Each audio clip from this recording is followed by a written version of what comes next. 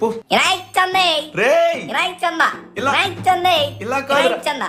అరే ఆగరా ఆగరా ఆగరా ఇలా కాదురా రే. మరి ఇంకెలాగ అడగాలి? వినాయక్ చందా అని నెమ్మదిగా నిదానంగా అడగాలి. మాకు ఇలా రాజు అరిచామంటే అడగాలి. పారిపోతారు. ఇప్పుడు గట్టిగా అరిచా పక్కన వాళ్ళు లేచిపోయి ఉంటారు. సరే మాటలు చాలు కానీ పద వెళ్దాం. రే రే రే వీళ్ళు లేచిపోయినట్టుగా ఉన్నారా నీ అరుపులకి. ఆ? సరే నెమ్మదిగా అడుగు వినాయక్ చందా అని. సరే ఏంటి వినాయక్ చందా? వినాయక్ చందే రే రే రే బాబు కొంచెం మెల్లగా అడగండి బాబు. ఎందుకు ఇంత గొడవ పెడుతున్నారు? వినాయక్ చంద అంటే తెస్తాం కదా. అంటే మా వాడు సారీ అంకుల్. సరే గాని బాబు మీ దేవురు ఎక్కడి నుంచి వచ్చారు ఏంటి? మా ఊరు పీపర్ అంకుల్. మేము బొమ్మ పెట్టాలనుకుంటున్నాం, వినాయకుడు బొమ్మ. చందా ఇవ్వగలరా? మంచిది బాబు, చాలా మంచి ఆలోచన. ఒలే నా ప్యాంట్ జోబీలోని డబ్బులుంటే తీసుకురా. సరేనండి. మంచిది బాబు. ఇంకా కొంచెం అరవకుండా స్లోగా అడగండి, ఇస్తారు. మీ పెయింట్ జోబీలో డబ్బులు లేవు కానీ నా పోపుల డబ్బాలో ఉన్నాయి, నేను ఇస్తున్నాను. సరే ఇచ్చేసేయ్.